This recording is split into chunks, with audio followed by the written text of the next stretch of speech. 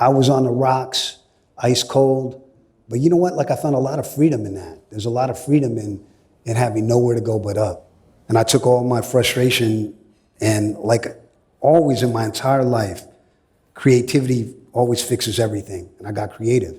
You know, that's my greatest gift is that I can be creative to solve my problems. There's always an answer if you look for it.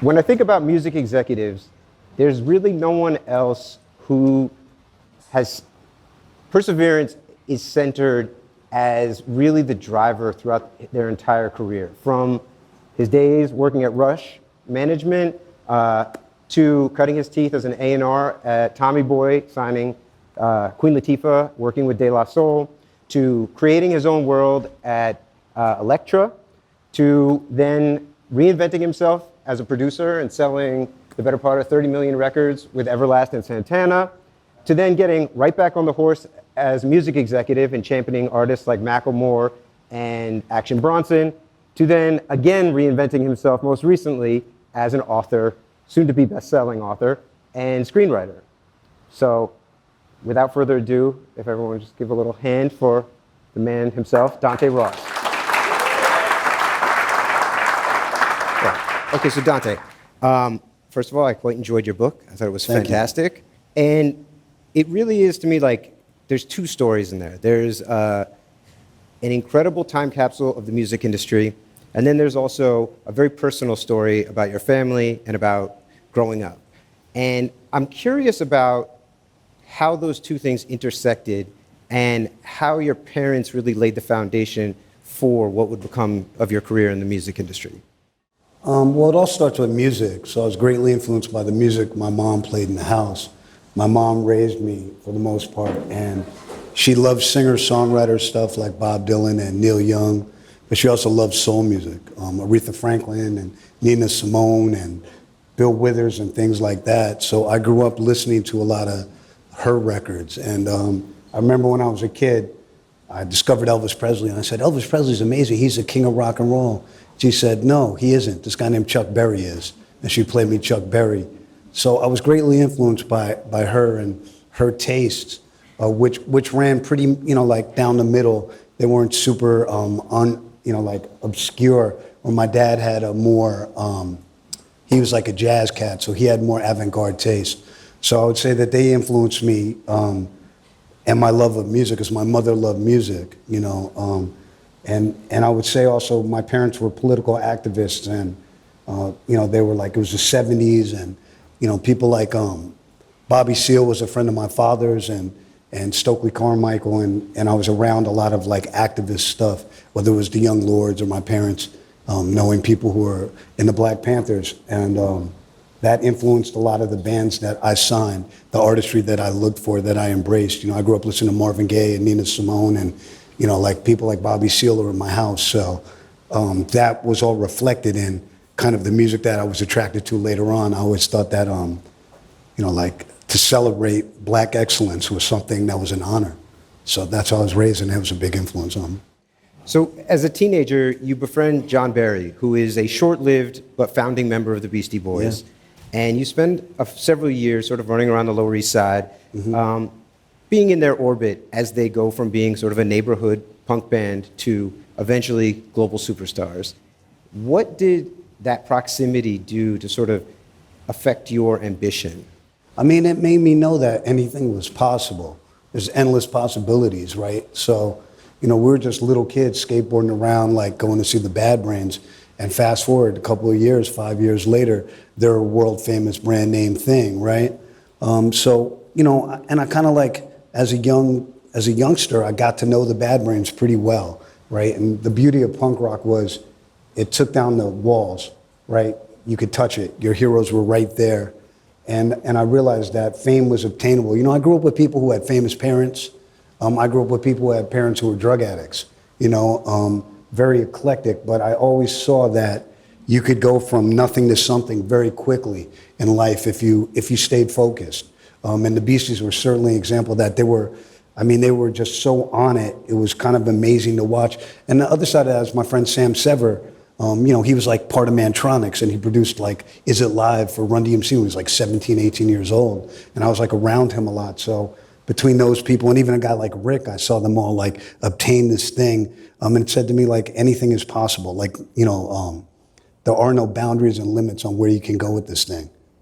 I know that you through that connection, end up sort of in a moment of serendipity, getting a job as a delivery boy for Rush Management because Ricky goes on tour with the Beasties. The Beastie Boys, yeah. And you're now thrust into... Ricky is Ricky Powell, rest in peace, in case you don't know. Yes, R.I.P. You're thrust into Rush Management at peak Russell, peak Rick, peak Leor. I think peak Rick, not peak Russell and Leor. I would say Rick. That's when Rick is recreating the wheel. He's reinventing everything. What was it like being in that sort of triangle, and what did you learn from seeing those guys operating in that moment? So that triangle didn't necessarily exist at that time. It was more like Russell and Leor. Rick had already kind of pulled back from it, and Rick was always the creative guy, right? And he moved to LA pretty early on. I think once he did Slayer, his whole world kind of changed, and he lived in his own bubble with George Drakoulias. So there wasn't necessarily a triangle between the three of them, but watching Leor and Russell, I learned how to hustle on a next level. And I also realized that they and this is no disrespect, but they weren't like the smartest guys in the whole world, right? So I realized that anyone could kind of, you could fake it till you make it, because back then there were no rules. Like people were inventing everything as they went along, right? And, hanging out with like Russell in particular and Andre Harrell, rest in peace, and going, Nelson George, people like that, we would go to Nell's, and they held court upstairs, and they would pick my brain. They wanted to know what records were popping, and it said to me, I have this thing that these guys don't have. They don't really know what's hot out there because they're living in the bubble, right? They're already kind of living their aspirational dream. They can't go to the Latin Quarters. They can't go to these places because they're in the aspirational bubble. So I realized that the older generation was always going to look to the youth to find inspiration and to really find out the pulse of everything. So I learned that my insight was valuable pretty early on. I was going to say, to that point, this is obviously pre-internet, pre-cell phone, pre-algorithmic everything. How crucial was that time that you spent in Payday or Latin Quarter, et cetera? It's invaluable because there was no internet, there was no email, there was no cell phone. So the way that you politicked was you were in the club, right? And you might have a pen and get someone's phone number. But if you needed to find somebody, you went to where you felt they might be. So if I needed to see Red Alert, I'm going to go to Latin Quarters and I'm going to hit him with that record because he's there, right? So like example is I had the honor of giving Rebel Without a Pause. I gave that record to Red Alert, right? Because Hank and them knew I was at the Latin Quarters. So they were like, hey, can you drop this off? So I went there and I gave him that record, and I saw him play that record, and in real time, I saw what that record did to the crowd.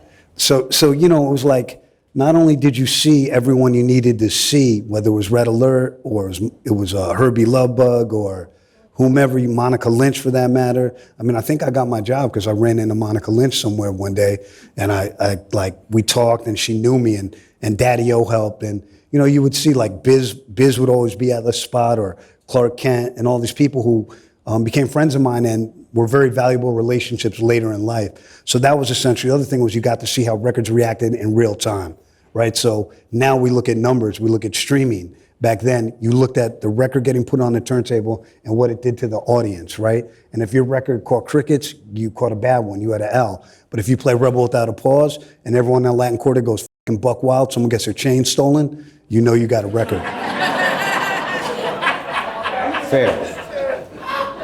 Well, you mentioned meeting this young lady, Monica Lynch, and fairly shortly after, you end up in Monica's office being played the demo for De La Soul, yeah, and being interviewed to be a potential A&R at Tommy Boy. What was your understanding of what an A&R was, and how steep was that learning curve?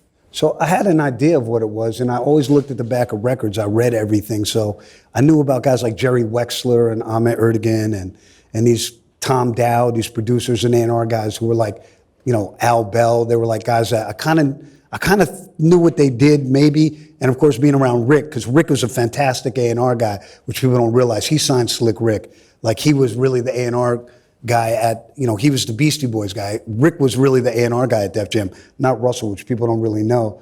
So I had a concept of what it was. What I didn't know was the protocol and the workings outside of having good taste. Because I always had good taste. Like I've always had good taste my whole life. My mom had good taste. So I always knew what was quality, what was good, but I didn't know any of the inner workings, like putting credits together. Like, I'll tell you a story. The first time I went to master a record, Monica knows this, and salute Monica Lynch, one of my mentors. She's here tonight. Please give her a hand. She's a...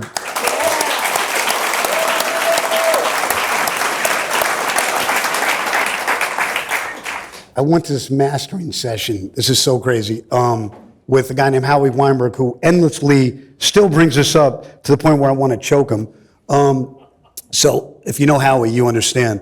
So I show up at the mastering session, and I bring all the all the half inches, right? Like it's 2 boxes.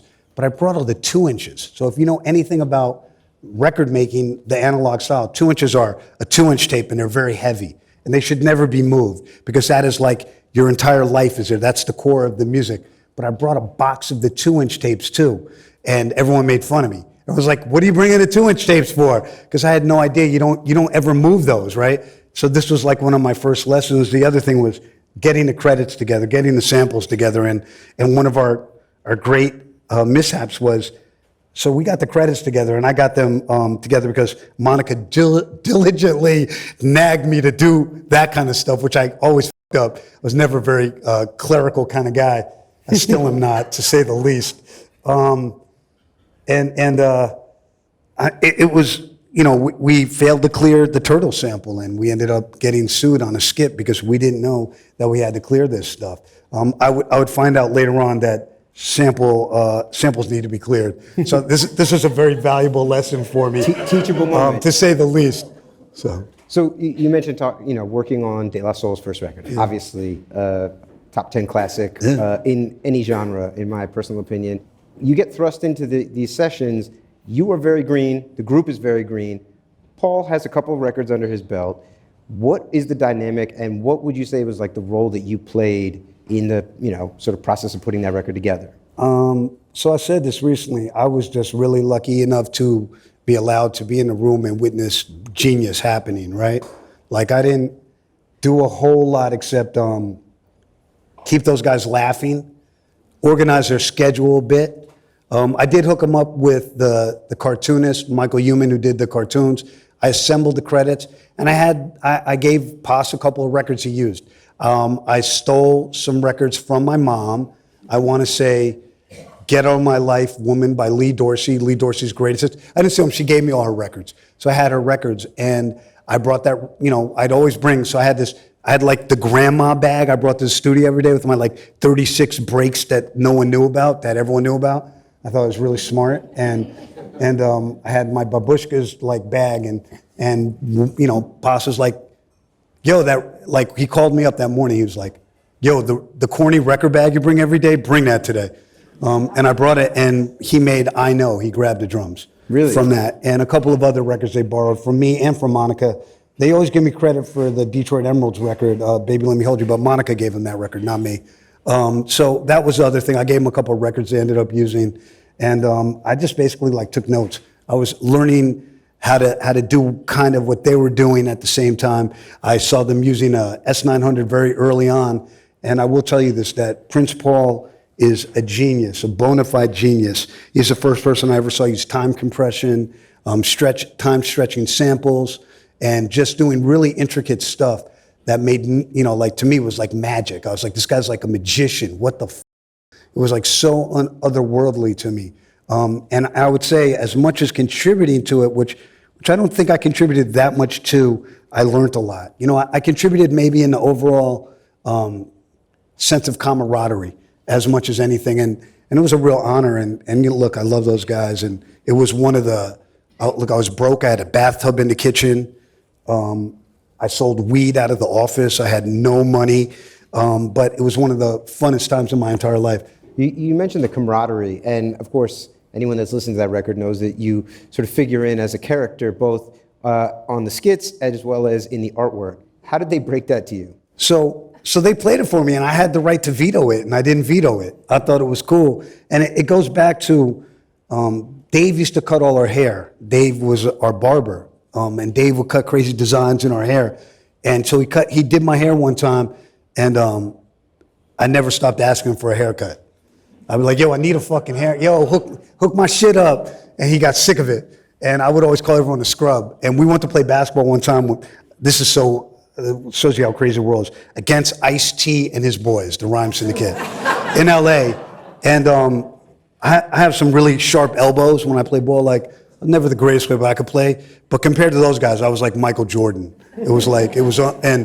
And I just was like, yo, and Ice-T's man, Henji, was like, yo, I feel bad for you playing with those guys. Like, and needless to say, we got served.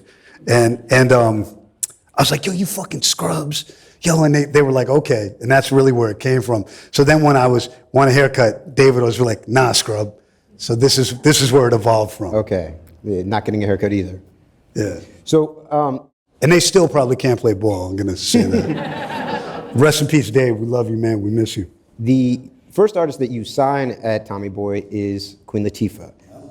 I mean, she has obviously gone on to conquer the entire world. So Yep. I'm curious about just what was the personal charisma that she had when she stepped into that room.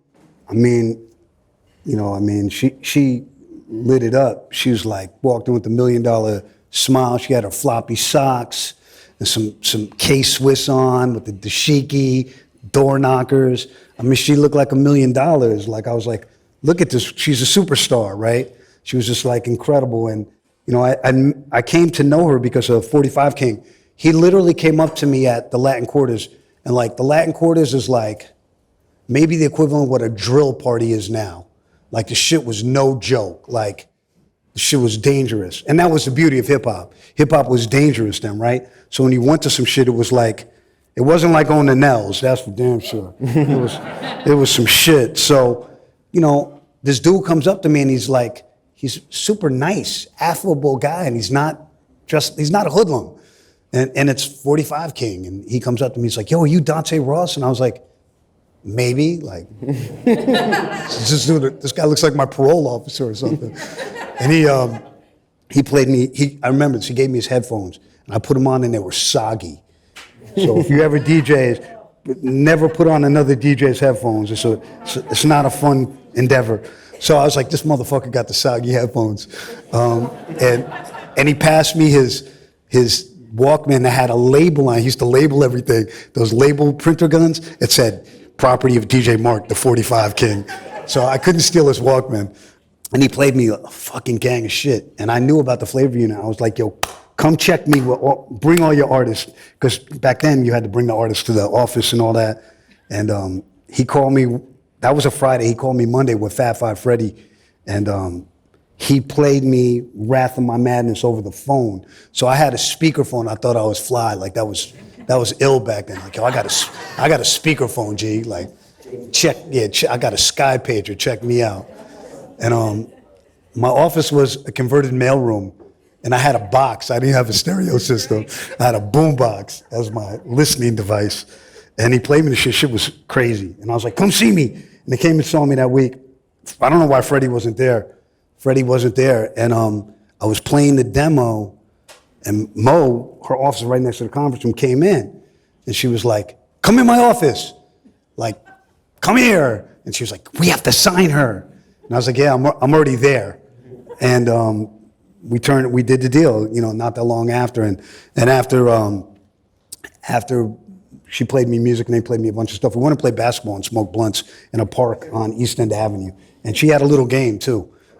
She was, I don't know if you know, she was an all-county basketball player. She played high school basketball. And Dana's still my friend to this day. Her and Shakim are, I still talk to them all the time, so.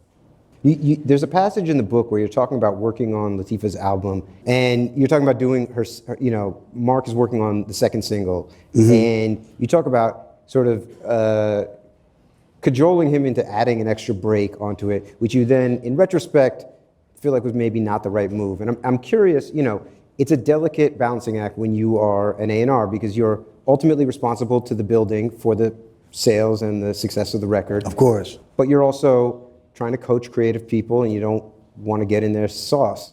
How did that experience sort of inform how you move forward as an A&R? So it's funny you bring that up because I thought about it today and I listened to the record and I put in the Sly and the Family Stone sample. And I hit Mo and I asked Monica, I said, yo, did this ruin the record? And because I listened to it and I actually thought it didn't ruin the record. But for like, when I wrote the book, I was like, it ruined the record because it gave up a lot of publishing. But I actually thought it was additive. But I will say I added it because I wanted to touch the record, right? I wanted my hands on it. And that was my ego. And as you become more acclimated with the gig, I stepped my ego back. And I'll tell a story. I think Lord Jamar's here. So I did the first version of Wake Up. And I thought it was super dope. And I walked into the studio and Jay was with the Brand Nubians redoing it. And I don't know if Jamar remembers this, but we got in a kind of argument and it got heated and I think Jay was about to beat my ass, to be honest. And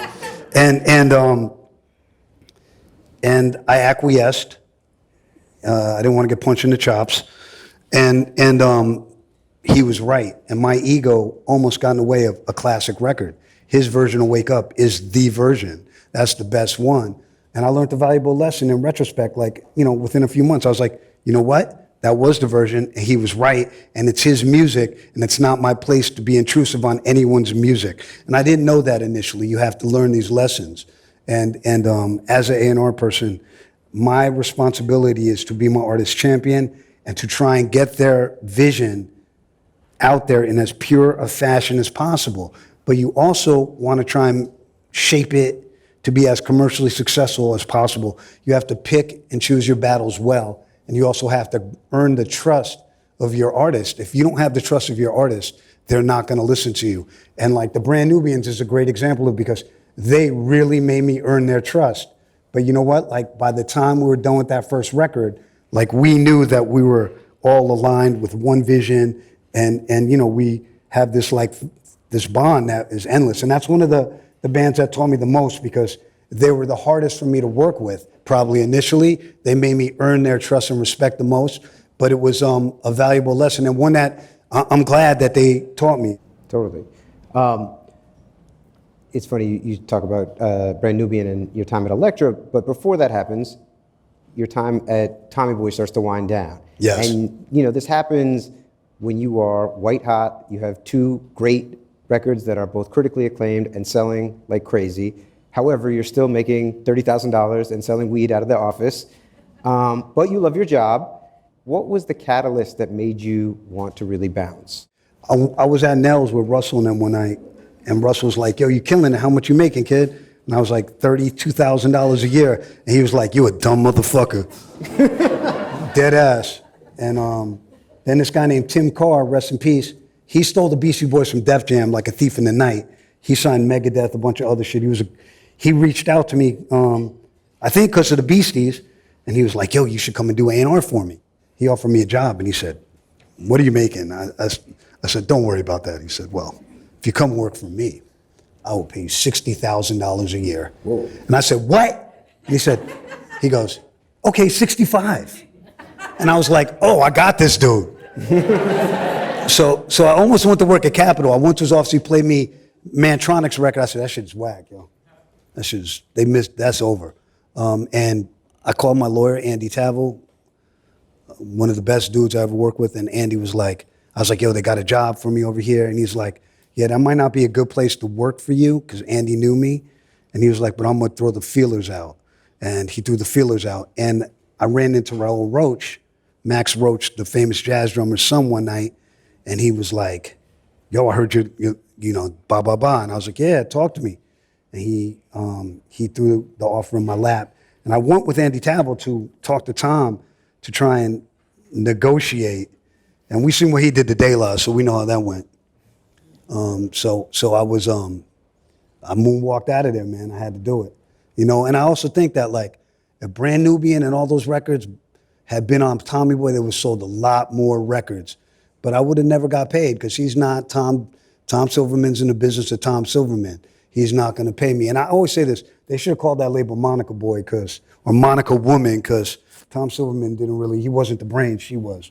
So, and that speaks to another issue, the boys club that exists in the music business. And if you think it's bad now, it was really bad back then. So you get this job at Elektra. You become the first hip-hop A&R at a major label. Which I didn't know until I read Dan's book. I had no idea.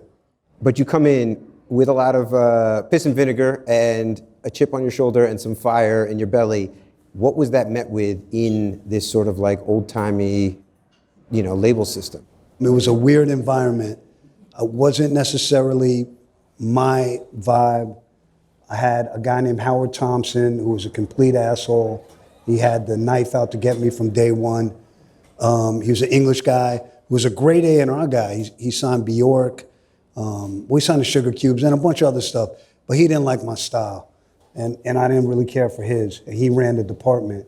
So it was rocky, and I walked in there and they hired me because you signed De La Soul, but Monica really signed De La Soul. I worked on the record.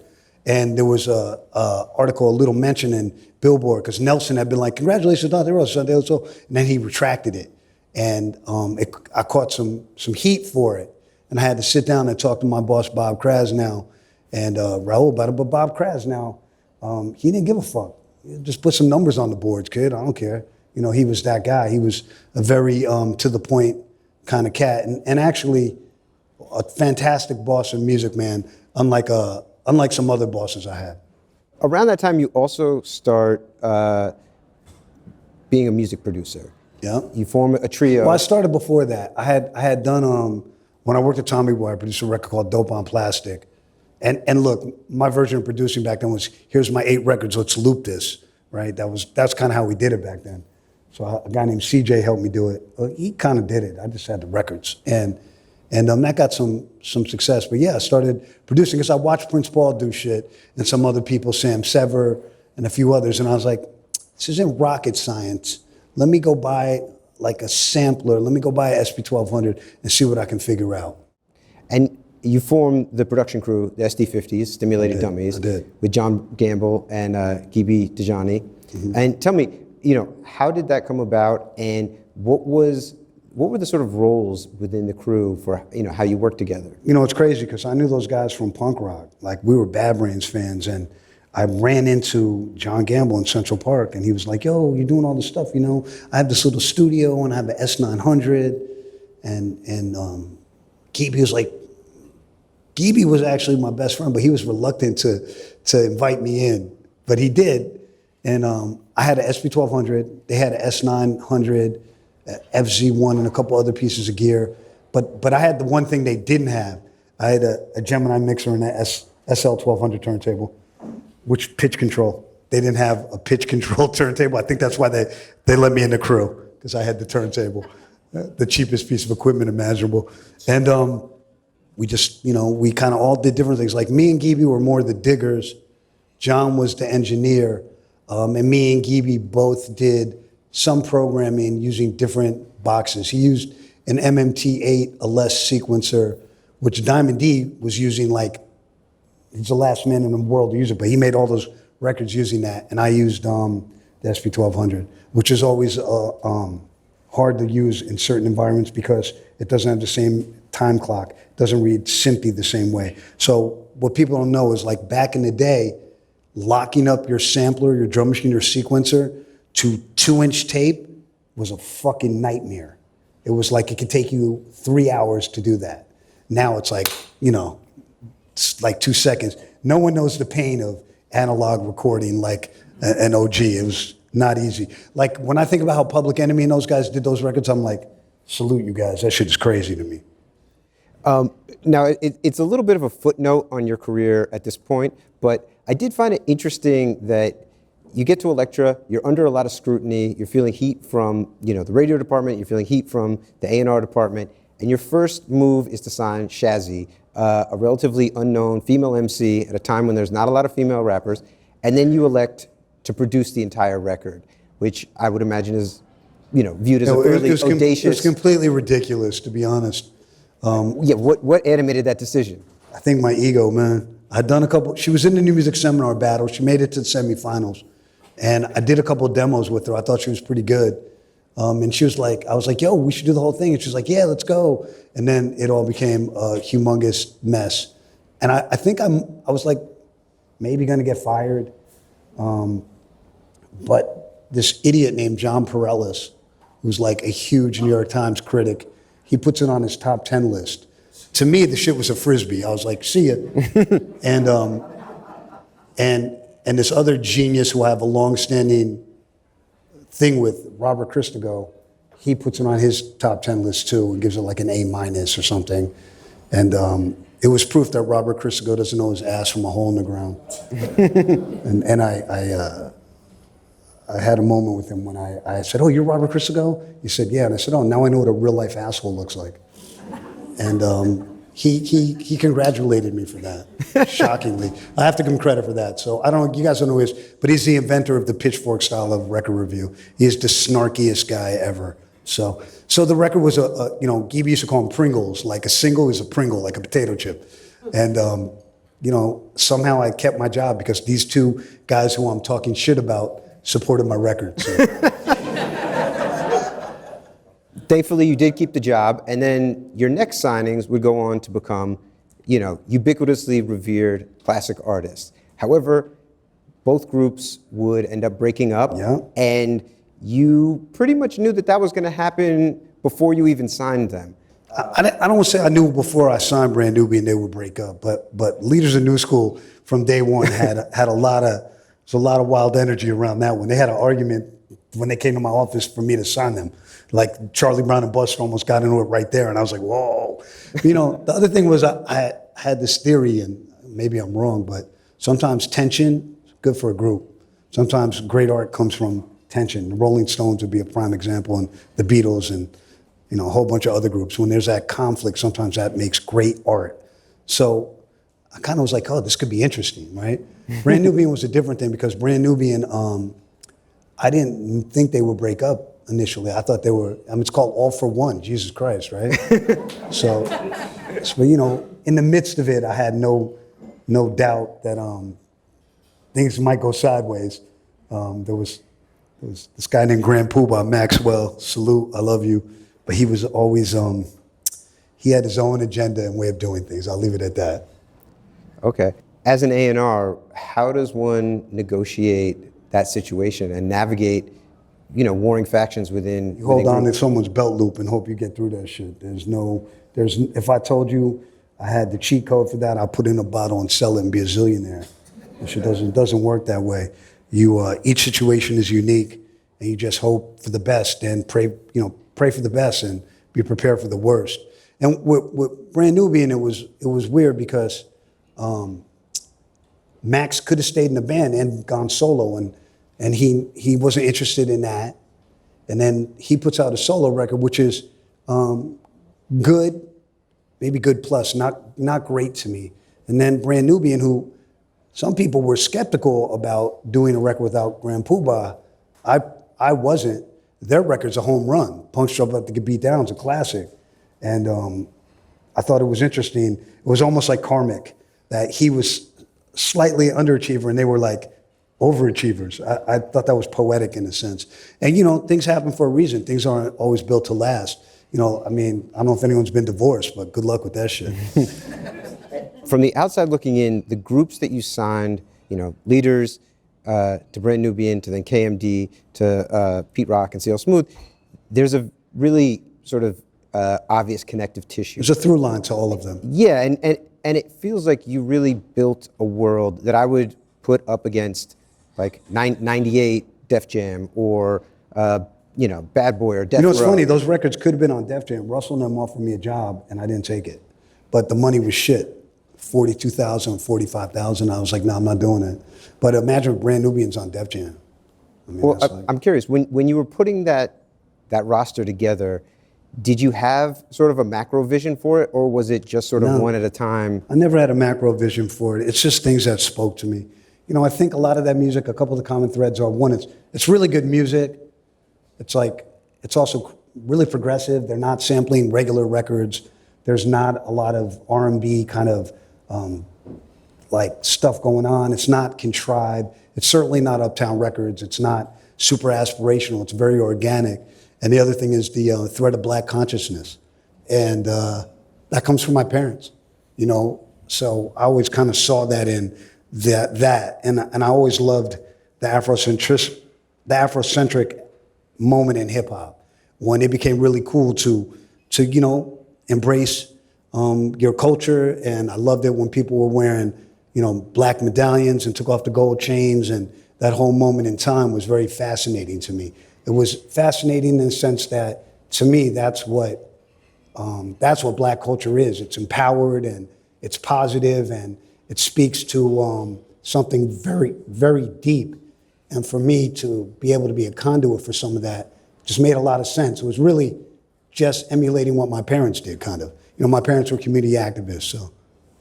We talked about Pete Rock and CL Smooth, and I'm curious. Oh, I got to say one other thing. Yes. And Public Enemy was a huge influence on me. So it all really comes from Public Enemy. Like, I love Chuck D as a human. He was very kind to me when I was a rookie, and that band spoke to me the way that, like, The Clash and the Bad Brains spoke to me. Like, very few things in my whole life spoke to me the way that that spoke to me.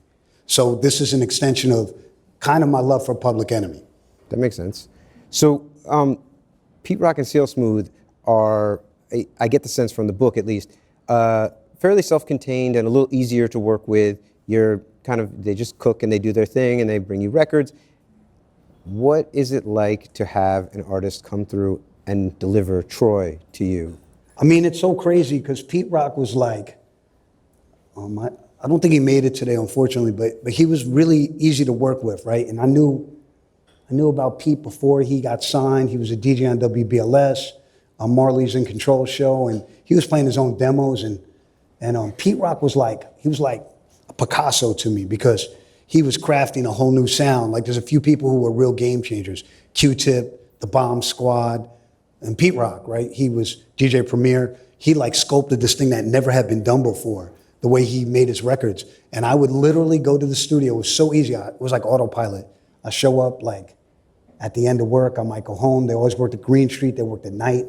So I cruise by Green Street, smoke a little weed with Pete, listen to what he's working on. The shit's incredible. I go to Mercer Kitchen across the street where Steely Dan mentions in Asia. That spot, I go and eat over there. And I come back with some food for everyone and we hang out, and I get a cassette and I'm like, this is genius. Like, it was so easy. He was such a humble guy. And they reminisce. I didn't hear the big chorus. I did not know that would be a hit. But when I met with the guys, Eddie F. And Dio, Damian Blyden, they insisted that was a single, right? Because their man had died, Troy. That's what it stands for. They Reminisce Over You is about Trouble T-Roy. So, and I was like, once again, like, yo, whatever you guys want, it's your vision, it's your art, let's follow it. And the record hits a nerve and becomes this massive hit. I will backtrack a little. We were already hot as a pistol because we had the song The Creator that's on the EP. The A-side on the first record is Go With The Flow. It doesn't happen. But Funkmaster Flex, early on, turns it over. And the record starts to go, and The Creator is a hit record. And this EP starts to sell. So I was literally, my Elektra guys were like, get the fucking record done. Our pre-sale is going to be X. And we got the record out, and it did what it did. You know, it's one of those records that, in like Brooklyn Zoo, a few others, I still hear them, right? Like, to hear a record you made, you were involved in 30 years later, to hear it when you go somewhere, it's like, you're like, oh my God, I did something right. That's crazy. Another group that seemed fairly easy to work with, and that I know... Don't say LONS. No. That was the opposite of that. KMD. I know that, you know, Gamble was involved in helping them, you know, sort of convert their demo into the real album. And the first record, it seemed like it went very, very smoothly. The second album, however, was, you know, fraught with heartache, and then probably I would imagine one of the most frustrating moments of your career. What was that like, being on the inside? So a couple of things. First, rest in peace to MF Doom, who was in KMD. Some of you may or may not know that. He was the engine behind it with his brother Sub Rock. So also R.I.P. R.I.P. We love them both. And the first record was, I probably spent too much money to sign them. if I'm being honest. They were brought to me by Third Base. I think Search brought me them with Pete, but I think Search. And I signed them, and Def Jam was looking at them too. I signed them, and they made their record twice. This is so crazy, because now we work in Pro Tools. No one understands this. You would make a demo, and then you have to go make that record in the studio and start all over again. There was very little you could transfer over. So they really made the record twice. But you know, it was, and John Gamble, rest in peace, was in the middle of it. It was cool. It was a good experience. The record sold like maybe 175,000 copies. Not huge, but enough to warrant the second album. But in the process between the first and second records, Sub Rock dies. He gets hit by a car on the LIE, crossing LIE, and he's 19 years old and he dies. And we bury him. I don't say we, Doom buries him, and we all mourn him. And at the service, literally, Doom put a boombox next to the casket and was playing K&B's music. It was a super emotional moment. And afterwards, Doom is intent on finishing the record, and ironically, very stoic. If anything, more sarcastic than ever. But a lot had changed between that first and second album. Their innocence was gone. And any innocence that was left when Sub Rock died was completely gone. They both had children too.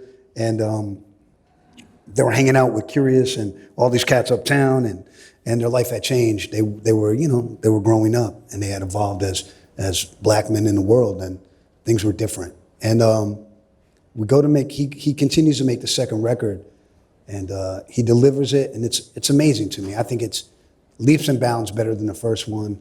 I think me and Pete Nice, who was really instrumental in all of it, he was with them the whole time. I love Pete, and Pete was an integral part of this. He was like my co-pilot, if you will. And they delivered the record. Doom does the artwork. He always did all the artwork. And it's, you know, Sambo's getting, you know, the game Hangman. It's that childhood game Hangman. And he's killing Sambo, right? Death to stereotypes. Sambo's dead. It's a new era. And the record is flagged by a woman named Terry Rossi, who writes for the Monday Morning Reporters, Monday Morning Monitor. She worked for Billboard. It was their trade publication. And a guy named Havelock Nelson, who wrote the wrap-up, who was a friend of mine. And they deemed the record offensive. They say that electors are responsible for putting this record out, the racial overtones, etc. Havelock actually says that we're irresponsible, almost calls for me to get fired, and he's my friend in the biggest trade magazine. But none of these people ever called me or Doom or Pete, never gave Doom an audience to defend his artwork or his point of view. And it was a case of conviction without investigation. Everything was thought-provoking that he was putting forth. He was a brilliant, brilliant person, and he was vilified and not allowed to tell people what it was about. His point of view remained unspoken. My boss, Bob Krasnow, told me he was going to put the record out, that we didn't bow down to censorship. He didn't say that, but this thing had happened with Ice-T 8 months earlier. So he put out Body Count. And there's this famous letter, Seymour Stein, rest in peace, one of my heroes. Him and a guy named Howie Klein, everyone in the Warner Music Group got it. And it said, Sire Records will not bow down to censorship. But they bowed down to censorship. Dan Quayle, Charlton Heston, the NRA, they all made a point, the PBA and Bong. This is over Cop Killer. Over Body Count, Cop Killer. So there's precedent set. And my boss, Bob Krasnow, gets scared because higher executives at Elektra Records, Sylvia Rhone for one, Dick Parsons for another, found this offensive. Vincent Davis. These are all black people, and I respect it if that's how they felt, but they owed Doom a conversation, and that never happened. So when we got called in, we were supposedly going to have a summit meeting with the powers that be, Sylvia Rhone's, et cetera. And look, man, I never got up early in the morning back then. I still don't. I was late for school one day, and the teacher yelled at me, and I said, I'm never going to have to be anywhere before 10 o'clock in the world. So, and I've pretty much kept that promise.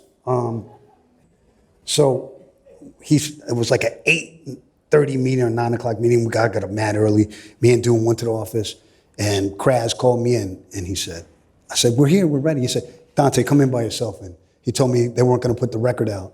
I was like, what do you mean? He offered to change the artwork. He said, we can't put it out. I'm on the run. The cop killer thing happened. He literally told me, he said, look, I signed Huey Lewis in the News and the record tanked. And I said, who the fuck signs Huey Lewis? And he looked at me like I was like he wanted to kill me. He said, I'm gonna explain the harsh world to you. He said, shit rolls downhill and shit is rolling your way right now. So we're not gonna be able to put this record out, but I want to tell Doom myself. I want to talk to him. So I went and got Doom, and he told us we weren't going to be able to put the record out. He was going to give him back his masters, and he gave him a $20,000 advance. We went back to my office, and Doom told me I should get dropped more often. It's the biggest check I ever got.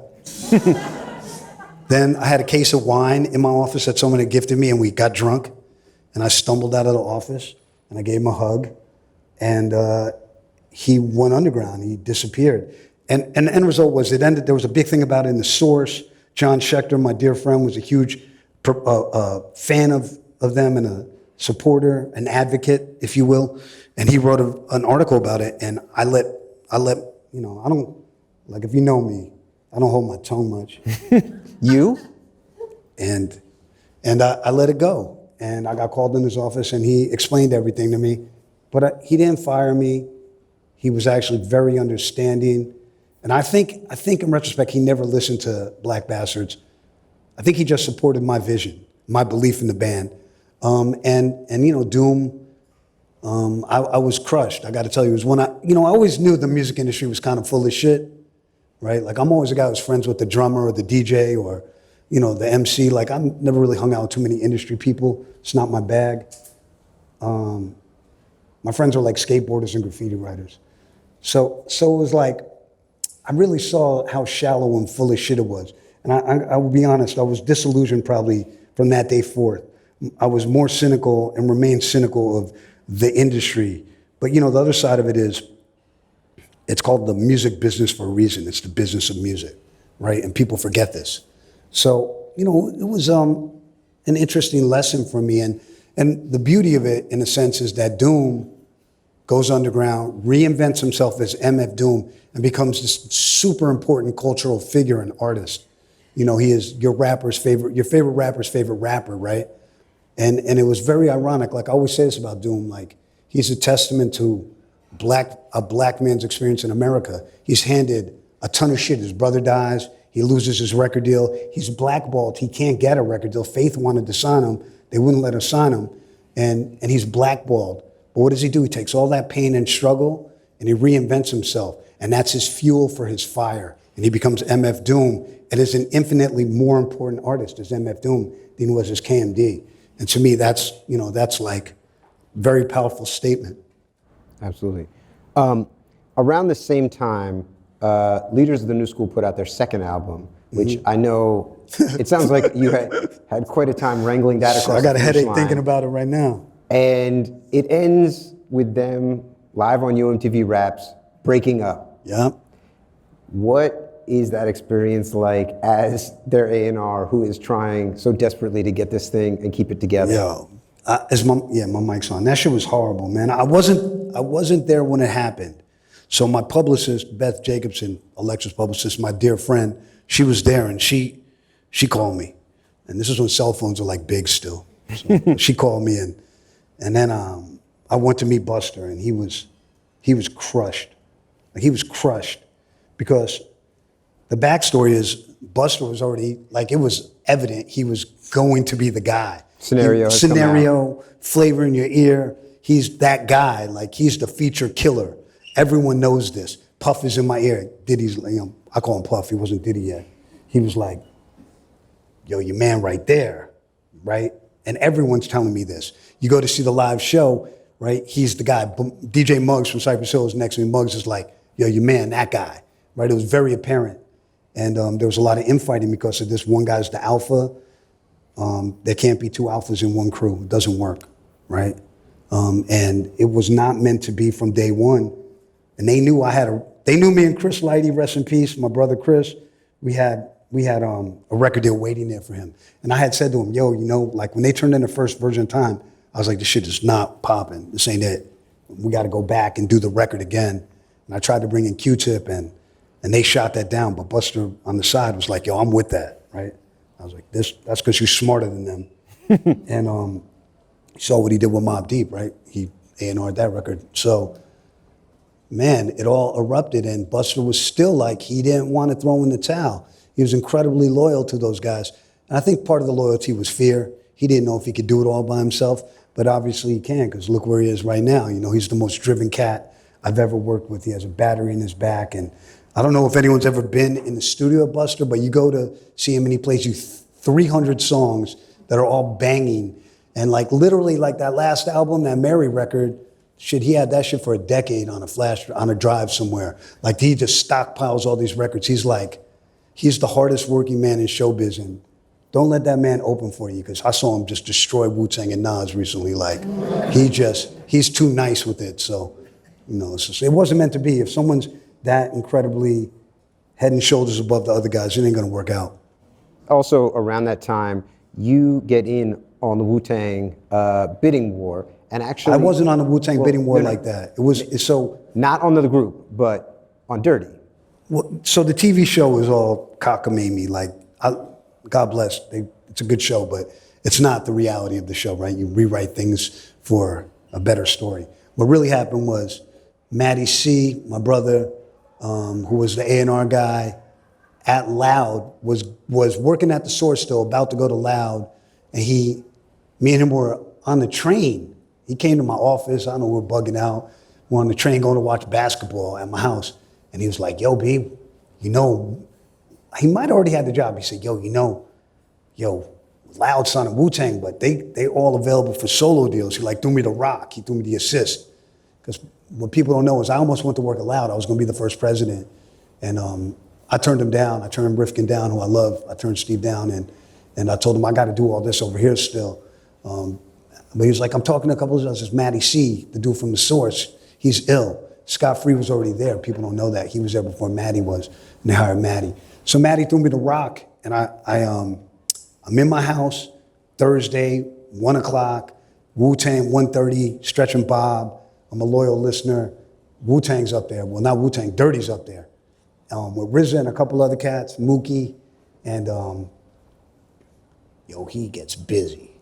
He gets dumb busy. What I would find out later was basically that was every rhyme that was on the first album. There's basically Brooklyn Zoo, Shimmy Shimmy, everything. So, and then, no disrespect to Dirty, but his pen was a little inactive at times. So I just jumped in the cab. I'm going to Stretch and Bob. I'm gonna talk to these dudes. And it was him and RZA was there. And when I entered, it was really cool because they didn't have no jewelry on. They're dressed like, real like army fatigues, the whole Wu-Tang thing, the 40 below is just like it's real. Like, you know what I mean? It's not some flossy bullshit. And I was like, and RZA was like, I know who you are. I know you're from the God Mel Quan. He's like, he said, I met you when I was on that other shit, meaning We Love You, Rakim. I didn't know that was him, that he had put a record on Tommy Boy, right? I didn't know that at that point. And I was like, oh shit, I did meet this dude. And we talked, and I was like, I want to sign your man Method Man and Dirty. That's the new EPMD. Like, let's do it, right? And he was like, that's an ill thought. I'm gonna come check you out tomorrow. He did a no-show, didn't call me. I'm like, oh man, this guy. But he called me on Monday, and we set up a meeting, and he came to see me with Inspector Deck. I don't know why he was there. It's so weird. Divine and Mookie. It's the only time I ever met Divine. I've never seen him again or spoke to him. And they came in my office, because I used to be like, who's Mitchell Diggs? He'd be like, that's Divine, stupid, because I'm doing the credits. I didn't know who he was. And they came in my office, and RZA did all the talking. I don't know if you know RZA, but he's an incredibly charismatic dude. Like, he's like, when he talks, like, you got to shut the fuck up. Like, he's it's the God RZA, right? So I had all my shit up on the wall, and he said, I said, so what's up? Oh, Dirty was there. I forgot to say this. Dirty's there. And I was like, where's Method Man? He's like, he ain't coming. I said, but I'm trying to make your man here and Method group. He said, that's an ill thought, but I'm not doing that. I'm already putting Method Man over there with Russell and them. And I said, word? I didn't have it. I didn't have a shot to sign Wu-Tang. They were already doing the deal with Loud. I never had a shot to do them to sign them. That's complete myth. But he did say, I want to put Dirty with you. He said, I want to put A-Son Unique with you because you got all the gods. And I had my Brand Nubian plaque. I had Buster up there, Leaders in the New School, Doom. So he was like, I want to put him with the gods. And he's like, and your roster is super dusted. So he makes sense. So, and yo, Riz is a prophet. Then he turned to me and said, because you know what? I'm going to give you your first gold plaque up there. And he did. Facts. He was 100% correct. What he didn't tell me was that Dirty was going to be a maniac, which I kind of knew already. I was going to ask, you at this point, you've dealt with Puba, you've dealt with LONS. Did you have any idea what you were in for? Yo, only Flavor Flav was crazier than him, I think. I did not have an idea, but I found out pretty quickly. It was evident pretty quickly. What's crazy is people don't notice that RZA, so if you watch the show, he had the flood in his house, right? So he had to do a Wu record, he had to do Liquid Swords, and he had to do Strictly Built for Cuban Links. So he gave me 6 2-inch tapes that had most of Dirty's album on it. He delivered that to me, and he told me, yo, walk these dogs. And I walked those dogs because he was not around a lot when we mixed that record. Dirty only did 3 songs in addition to those songs. He fixed some vocals on a few things. When he got smoked on Rawhide, he went and redid his vocals. I always tried to get a second verse on Shimmy Shimmy. Motherfucker would not do it. I walked in the studio and he said, yo, I did this shit. It was the same verse. He had a backwards part for 4 bars. Yeah, where did the backwards part come from? I was like the mind of Dirty. He never knew why he did what he did, but he did it. And then I said, yo, that's the same fucking verse. He said, yeah, your man Q-Tip did it though, because he did do it on Sucker Ends. He has the same verse twice. And I was like, oh, you motherfucker. So you know, we struggled to mix a record. RZA has his own science manual. I'm not privy to it. Very, very hard to finish the record, but we did. I mixed Brooklyn Zoo 4 times. I had to put a kick and snare in it because I couldn't make it sound good. But we got there. You know, Dirty is the only record I ever made where, happened one other time, I had lightning in a bottle, and I'm like, how do I get this motherfucker to the finish line? Because this may never happen again. Because in the midst of the album, he got shot. He jumped through a window in Queens when I suspect he was high on angel dust. Allegedly.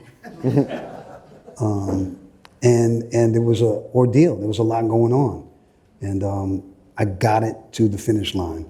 God bless. And when we mastered that record, him and True Master got in a fist fight at mastering. I never met True Master before that. I've never seen him again.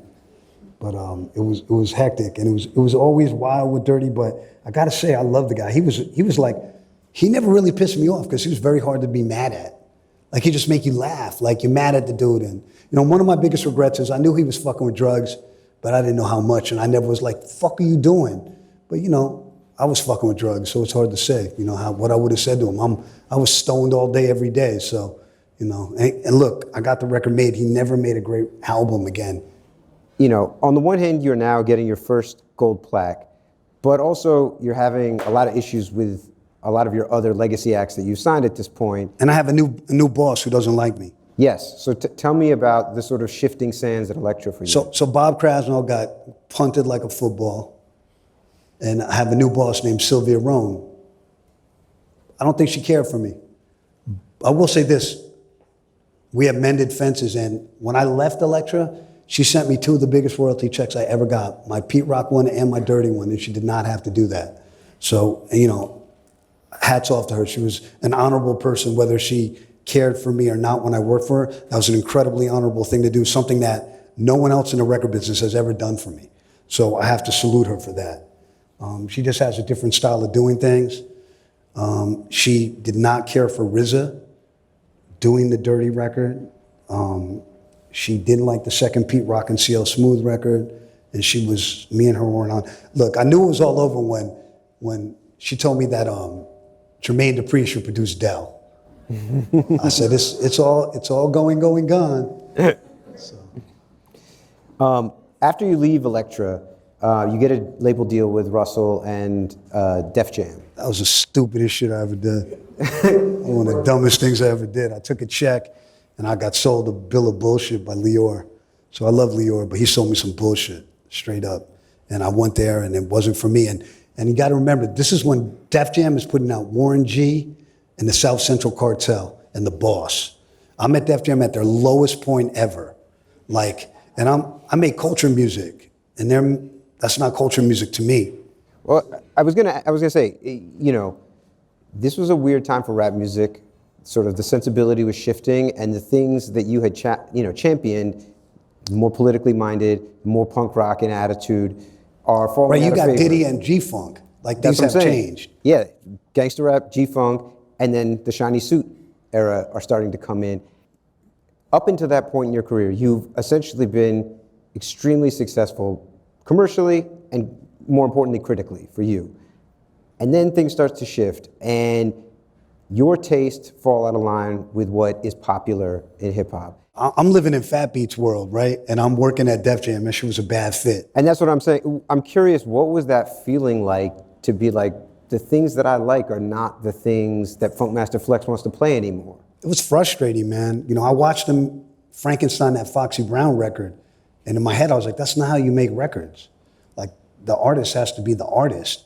Like, someone's writing all those songs for her. No knock on Foxy or those records are great. And all the Diddy shit, that shit works in a club. Like, let's just be real, like, those records are sexy, right? If I was out in the club wearing my gold chain, I don't want to hear some boom bap shit like that. Like, that's just the reality of it. And it was aspirational music. I didn't make that kind of music for whatever reason. That's not what I do. And it was frustrating, you know? And I just stopped going to work. They had to pay me for a couple of years. I just didn't go to work. I was like, fuck y'all, I'm not coming to work. So I didn't go to work. I went to my studio, I started making music. I really got back into making music a lot. One of my production partners he moonwalked away. And I linked up with this cat named Everlast. And we made a record together. He was in House of Pain. House of Pain was kind of over. I was on the rocks, ice cold. But you know what? Like, I found a lot of freedom in that. There's a lot of freedom in having nowhere to go but up, right?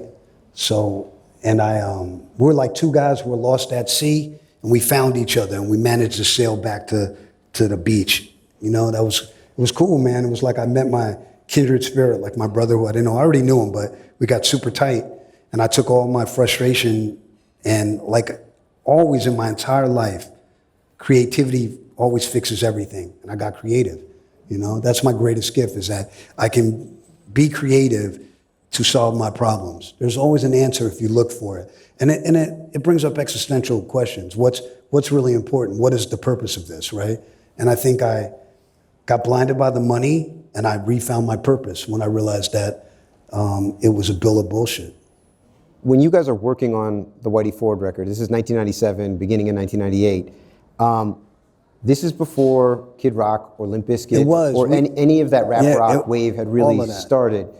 How were these records being received when you're starting to play them for people and sort of socialize them around? So there was a couple things out there. Rage Against the Machine was out there, and I loved Rage Against the Machine. That was like the Bad Brains meets rap, right? That shit was incredible to me.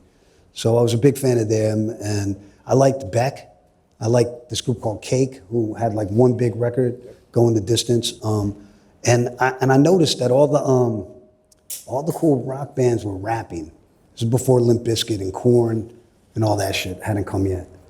And once again, inspired by the Beastie Boys, Check Your Head, they pick up instruments again, and they rewrite their history. So I remember when we started working, me and Eric and Monica and a guy named Albie gave me the job to produce that record. Monica Lynch was kind of one of the heroes of this thing. So we start making a rap record, and but I'm listening to Massive Attack and Portishead and DJ Shadow. I'm not listening to Foxy Brown and all that too much. And I was coming home with a woman. I was dating a lot back then. You? I like to date. I did. I'm virtually married now, but so I walked in the house with that evening's date, and Everlast was on the couch. I had a guitar. I had a Guild. He brought it home, a Hummingbird actually. He had brought it home because he could play guitar. I knew he could play. He's a pretty good musician. And I walked by and he was on my couch playing guitar, and he's like, home team. I was like, home team, buddy. And I go and whatever. And I hear him playing this song. I go to the bathroom actually, and I hear him playing this song. I'm in my boxer shorts. And I ran out in the living room. I said, what the fuck is that? And it was that song, What It's Like. He was playing it and singing it to himself. And I said, yo, play that again. He sang it to me a couple of times. And I was like, yo, that's what we need to do. Fuck the rap record we're doing. We need to do that. And he was like, I'm not ready yet. He said, because once I do that, I can't go backwards. And I said, fuck going backwards. We need to go forwards. And he was like, maybe. I was like, yeah, all right. And I kept bringing it up. I kept bringing it up in the studio. And then he was playing it one day, and I figured out the tempo. About 80, 88 beats per minute. I took a famous break beat. I chopped it up. He came the next day. I had a different guitar there. And I said, yo, play that song.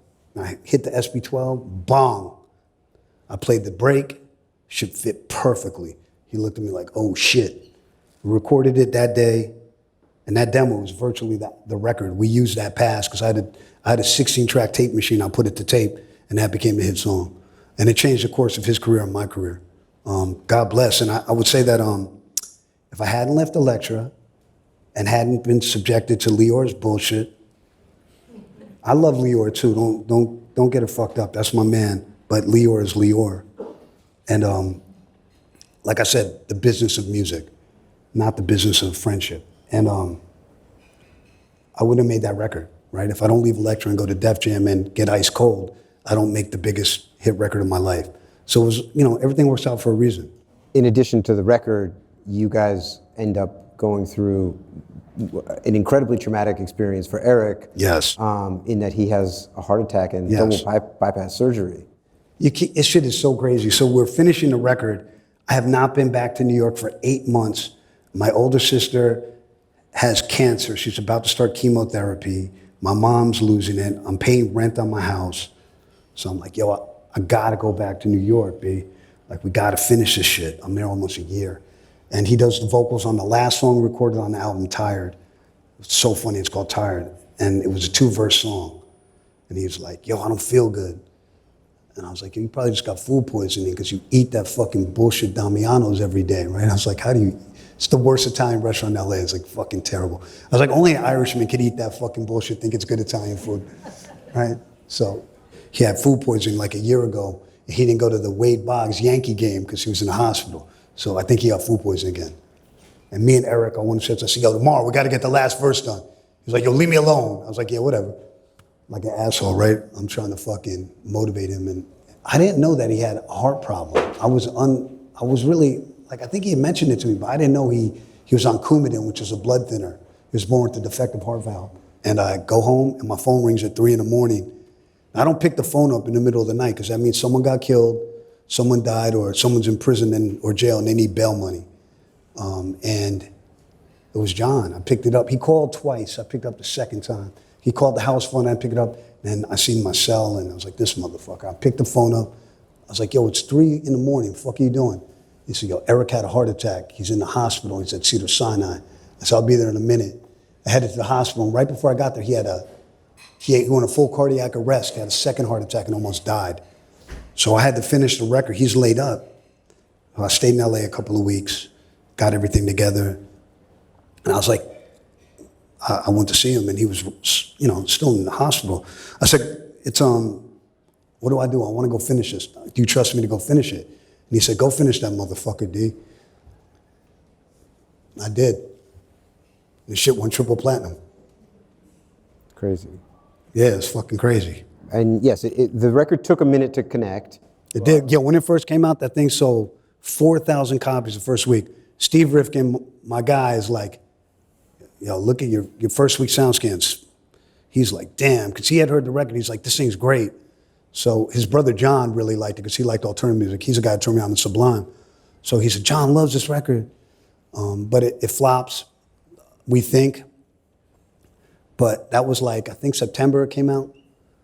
By December, it was top 10 album, and the single overtook Metallica as the number one alternative pop rock song in the country. So I had a number one record and an album that had sold like 120,000 copies that week, 6 months after it came out, and that never happens. And that tees you guys up to then get into the studio with Santana and pen a record that becomes the third single on his 30 million seller and album of the year winner, Supernatural. Yeah, you know, that was like the one that bought me a house, right? I got to buy some property in Manhattan thanks to Santana. You know, man, it was like, we get the call from Pete Gambarg. He's a great guy, always a fan of mine. He says, yo, Carlos Santana's son and him love the album. You got a song for us? I said, yeah. We didn't have no song for him. I'm lying. But Eric's coming to New York to do Good Morning America. God, don't ask. Fuck do I know. So I called him up. I said, yo, I got the call from Santana. You got a song? He said, yo, I wrote my first song last week since I had a heart attack. I said, word? So he came to my studio after he did Good Morning America, and I had a drum loop that was in an old Casual record. It was so crazy, Hieroglyphics Casual, but it had like some bongos in it. It sounded like Latin to me. I was like, maybe this is Santana-ish. And he played the song to that shit. It fit perfectly. It was like perfect. And we made the demo. I did it that day. Gamble played bass on the demo. I sent it to Pete Gambarg, and he was like, I love this. I'm sending it to Santana. I got the call. They were like, yo, let's go do it. He asked me how much I wanted. I asked for an ungodly amount of money, and he said yes right away. And I should have asked for more money. And when I was going, my check hadn't got to me yet, my first half, and I was going to California. I was like, I'm not going. I called Pete. My money's not here. I'm not going. He said, it'll be there when you land. I'll send it all. And he did. It was shocking to me. That's a real lessons from Grand Poobah style. Oh yeah, you know, like Dirty too, like, you know, like Dirty was like, a sidebar, when he did the Mariah record, he agreed to one price for the video, but he wouldn't come out the trailer until they gave him more money. He was like, yo, price not the same. Yo, the whole crew's waiting for me, double that shit. And they did. So it happens. You know, look, I don't fault anyone for doing that. It's annoying when you're on the other end of it, but you have to, motherfuckers work their whole life to get a check. And the record company's always gonna eat. The artist isn't. So if you gotta run your hustle, fuck it. That's what it is. Cause you know, I'm like one of the A&R guys who's always on the side of the artist. I don't really side with the label very much to my detriment within the business, to be honest. But you know, look, man, if Poobah gotta run a hustle or Dirty or Doom, fuck it, get the paper. I don't really care about all that. So what was that moment like when you win Album of the Year for Supernatural, coming from, you know, having been at the peaks? I won a Grammy, so he says Album of the Year was a Grammy. A Grammy, yes. The Grammy. That was the only award that people really talk about, let's be honest. Right. Billboard, all, you know. Yeah, all that shit. Yeah, whatever. But you had come from being ice cold and from being, you know, really sort of shunned within the hip hop industry, and then I don't want to say shunned. I just, it's the business of music. It's a music business. You don't got a hit, when you got the hit, I'm gonna call you. That's just how it is. So, you know, that's how this shit works. Anyone who has sentiment about that shit, throw that shit in the fucking out the window. That shit does you no favors, yo. Was it a vindicating moment though for you? 100%. And every motherfucker who didn't return my calls, when they call me to do something, price ain't the same as it was yesterday. Around the same time is when I started working for you. Feel bad for you, kid. It was, you know. You have no idea how crazy I was back then. You have no idea. You only threatened to fight me like 3 or 4 times. I had a lot of gold chains, a lot of girlfriends. I had to go to their house. And a license to be an asshole. And I kind of was, so, you know, it's what it was. But, you know, you hired me to be sort of an A&R admin on Everlast follow-up record. I really feel bad for you. Yes, that was a challenging environment to come into as a 20-year-old. Man. That record, I listened to it in sort of prep for this. You talk about it in the book as still one of the sort of crowning achievements that you are most proud of artistically. It still goes, in my personal opinion. However, it was a stiff when it was released after all of that work and, you know, everyone feeling really great about what we were putting out into the world. What caused that? Like, what do you attribute that, to that? A couple of things. One, on the first record, because we had nothing to lose, everyone listened to me. People were like, oh, okay, because we have nothing to lose. So call the shots. Second record, that didn't happen. Whether it was Everlast, his manager Carl Stubner, who's like a ball bearing salesman in my opinion, or, you know, like Tom Silverman or a bunch of other fucking rocket scientists. So Everlast had a single that I thought was great, but he called it Black Jesus. And I was like, that shit ain't flying, bro. I was like, K-Rock not playing Black Jesus. That title's not working. Like, that's, nah. And he had a big Southern fan base because he was almost like modern Southern rock if you listen to it. So I was like, that shit's not gonna work. So, and I said, the song was called Freakin' Nature. Why are you changing the title? He's like, what's the first line in the song? I said, but look at all the shit. It says Freakin' Nature on everything, on all the spines of all the dats and the half-inch tapes. So he changed the title. So that was one. And the second one was he throws a shot at Marshall Mathers. So, I mean, I don't always hold my tongue either, but this was like beyond holding your tongue. It was like threw a shot at a guy who was a fan of his and a guy who I knew who was a good dude. And he was friends with Cypress and a bunch of us. So, not that I know M well, but I knew him casually, and he was always mad respectful, him and Royce. So, because he's a historian, he knows everything, right? So Eric took a shot at him, and, you know, M played a much better Art of War. And he threw two records at one, like a week before it came out, one the day his shit came out. On top of Everlast release.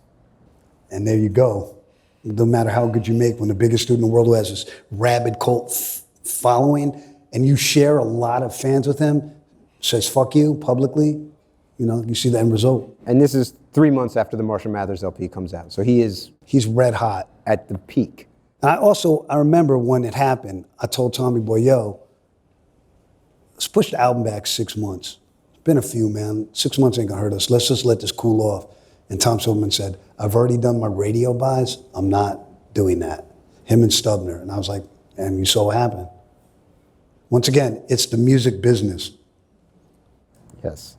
So following that, you know, through a sort of unlikely chain of events, you end up getting 2 records on, of all things, the 8 Mile soundtrack. Yeah. One, because of, you know, a relationship. I introduced you to Young Z. Did you introduce me to Young Z? Yeah, because I had the record on the Stimulated, Volume 1. Yeah. That Rockweiler did. But you guys get in the studio and you do that record.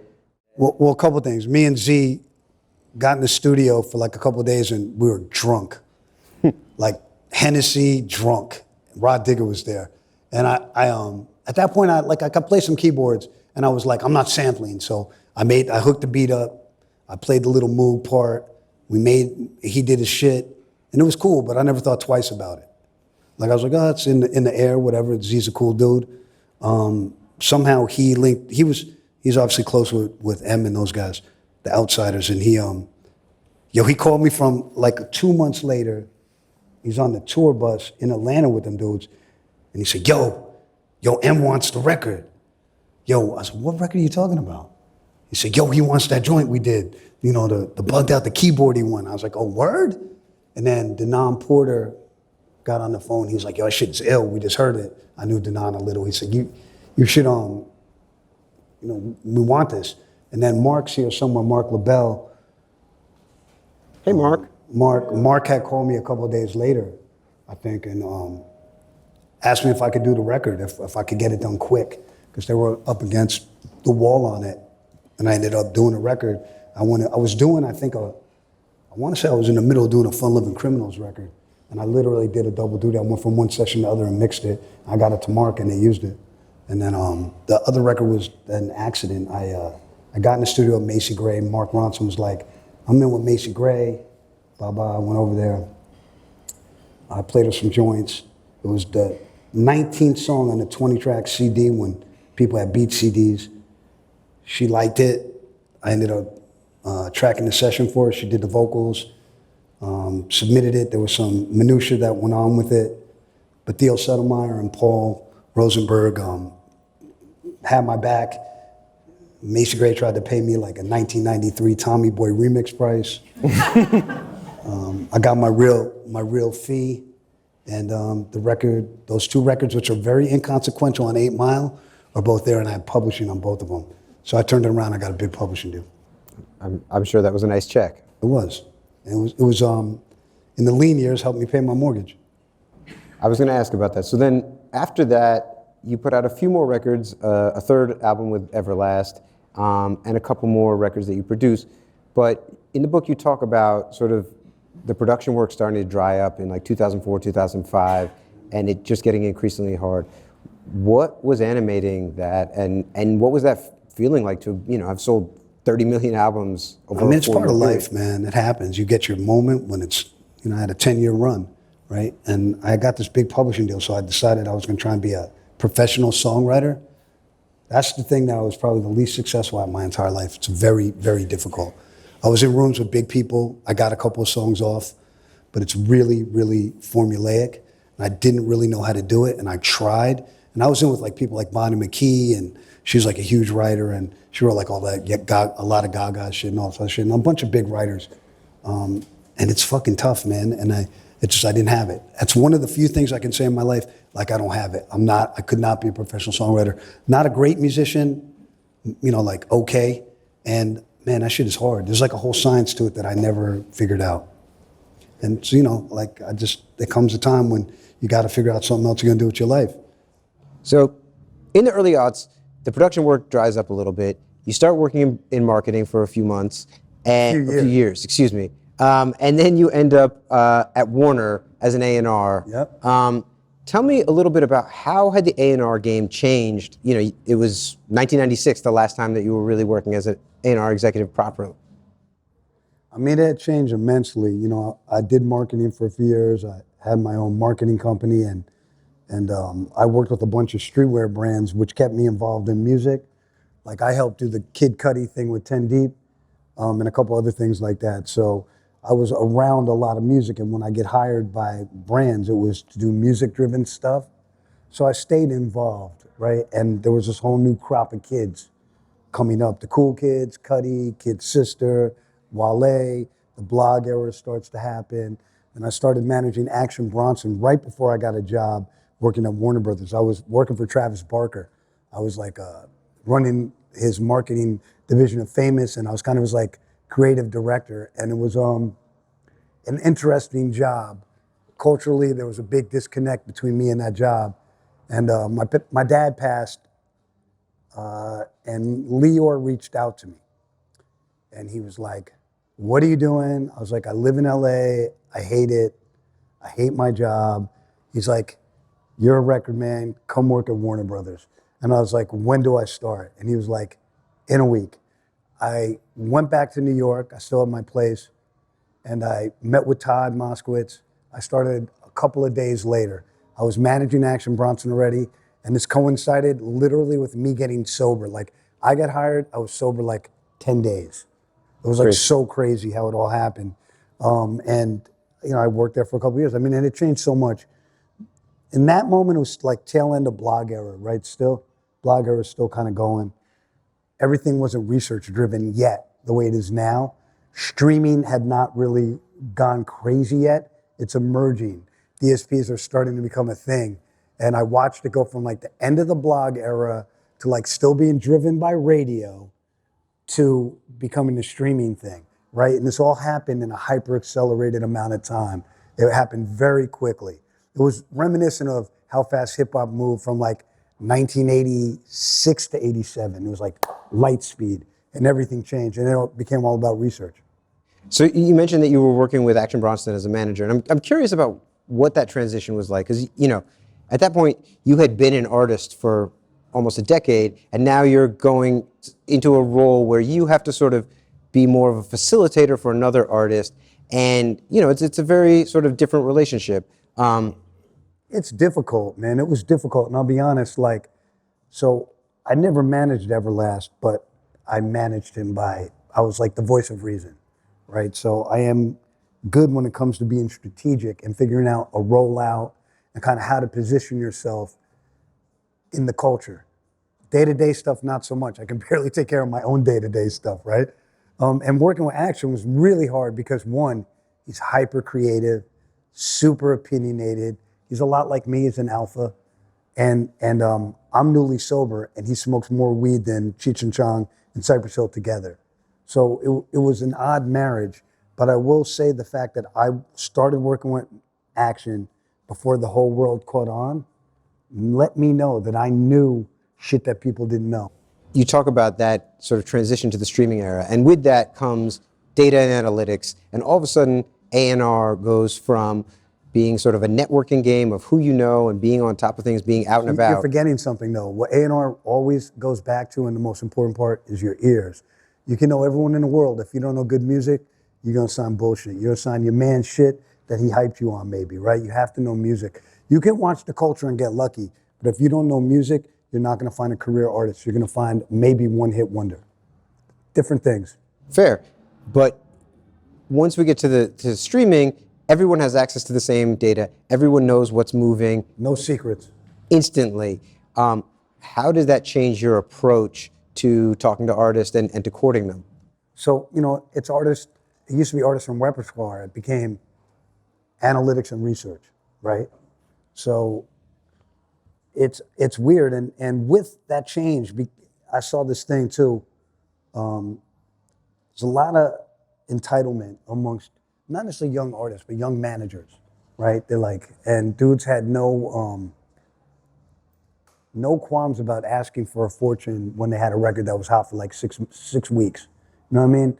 So I think a lot of things changed. I think that people started signing things that were based on numbers, and you stopped getting career acts as much. So I look at rap like there's hip hop. There's like, so we have 100% here, and then you have like Anderson .Paak, Chance before he kind of went sideways, couple, J. Cole, Kendrick, obviously, the TDE thing, these things that are JID, things that could hold water in 1996, 97, 98, whenever 2000s, when Jay and them were making records and killing it. And they're still making records, but in that time period too, Yeah. which was like a great moment in rap, don't get it fucked up. So there's this group of talent there, but then there's like maybe 90% over here that I don't know if it's skill-based. I don't know if they could hold water back then. And it doesn't really matter what I think because it's not my world. It belongs to the kids, right? So my approach to A&R had to become a little more survivalist. How can I find things that will put numbers on the board so I keep my job, right? And I signed a thing or two that was indicative of this. The other thing is you don't get the bird's eye view of the process the way you used to. So my kind of A&R is I'm in the studio every session. I want to know what we're doing, what's going on. Like I'm always cognizant of, how we're creating, what the creative process is. I never like to sign anyone unless I have validated the creative process. Even Dirty, I did a demo with Dirty in my basement before I signed him, before the deal was done. So always important to do that. That doesn't happen anymore. You don't get the inner workings of the creative process. And A&R guys, and I don't want to talk shit about the current crop of A&R guys, but there's a lot of A&R kids who come to the studio and they talk about social media and they order lunch and they're not involved in the process. I can sit at a board at the computer and I can rearrange your song and show you what I'm trying to tell you. Like, hey, why don't you try this arrangement? Why don't you try that? I don't think that skill set is necessarily prevalent nowadays. We still have some guys who are great. Orlando Wharton is a tremendous A&R guy. There's people who still understand the nuts and bolts to it, but a lot of it is just based on numbers, and anyone can read numbers. Can anyone find a career artist? I don't think so.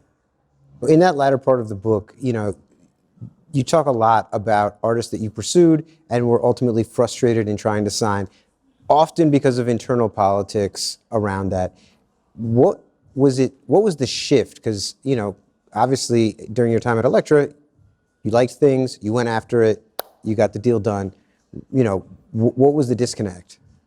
There's a lot of second guessing that goes on nowadays because everyone's looking at numbers. So numbers have to validate everything. And then being my age, an OG, there's always 4 young kids who people within the system, Atlantic Records, Warner Music Group, would second guess me with, right? So And I got second guessed a lot.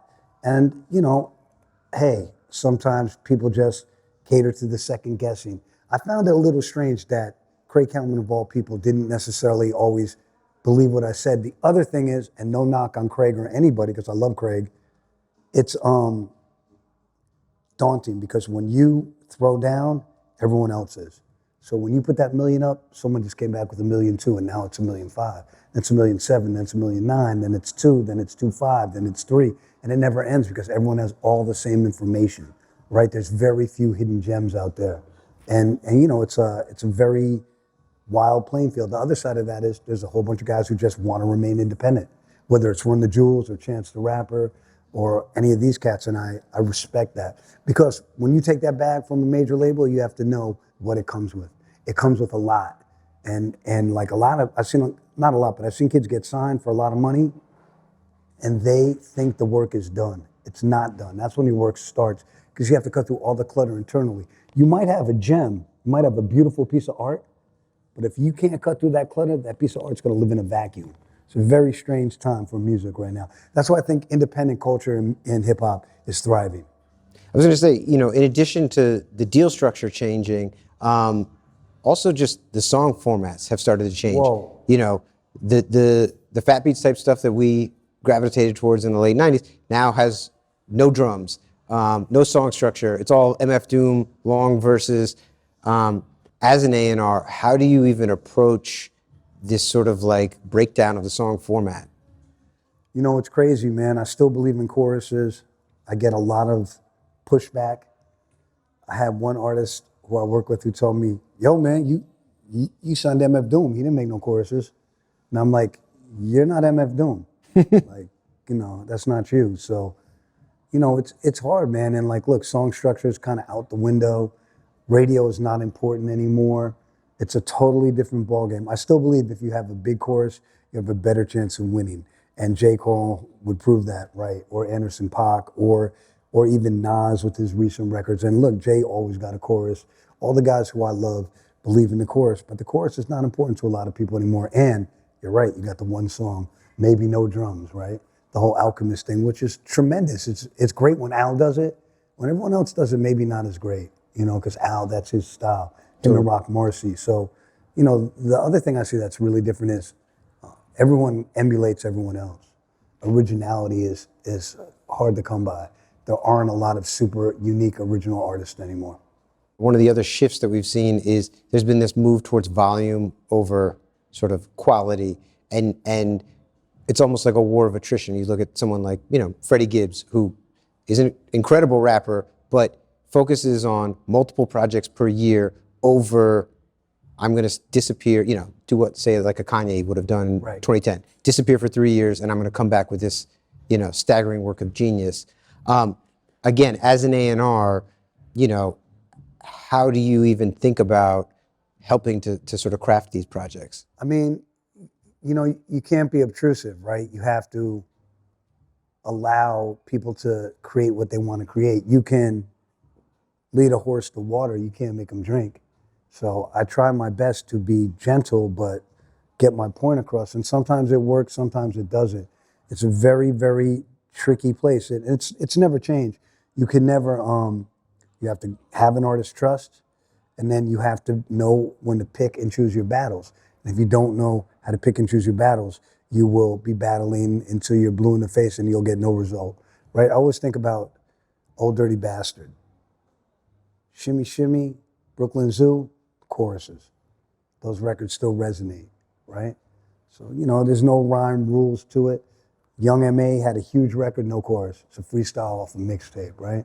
So you never know what it is. And I think when we talk about volume, the volume game is very interesting, very important. I work with this guy, Marlon Craft, and he just put out a ton of music. And you know what? It connected. And it connected because he told me, I'm going to do the Freddie Gibbs. I'm just going to put mad shit out. And he did. So it worked for him. And I think he's a different kind of artist because he has choruses. He has songs. But you know, man, you got like West Side Gun and all these cats, Malcolm, they're tremendous rappers, but they don't care about song structure. And I was raised on the Beatles and Marvin Gaye and Donny Hathaway and Bill Withers, and you know, these dudes all had songs. So I'm kind of maybe even dated in my attachment to the song but I've never had an artist who was uber successful without a hit, without a chorus.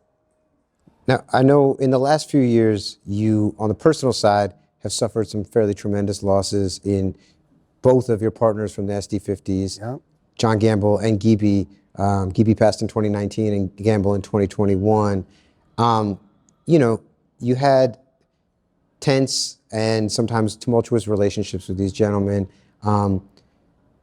With them gone, have you found a sense of resolution for your relationships? So with those two, I was lucky that because I've been sober for a long time, and part of the architecture of sober is to making peace with your past, that I had resolved any tensions or issues I had with those guys. So I was at peace with both of them. In fact, I spoke to Gamble 4 days before he died, and I spoke to Gibi while he was battling ALS, which he did not share with me, and he passed very quickly. So I was completely at peace with both of them, and my mother and father, for that matter. And closure is often an illusion, but these are instances when I did have closure. Doom as well, and ironically, Doom, my last communication with him was I sent him a picture of Gamble, him, Subrock, and Gibi when Gamble passed. And he was like, damn, Unc, I did not know he was sick, right? I was not privy to him passing on Halloween. I found out in January when the rest of the world found out.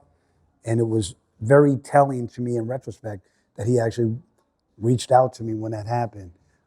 So, you know, man, seeing Doom pass and those guys and my godfather in one short period of time or battling the pandemic was definitely a whole lot to deal with.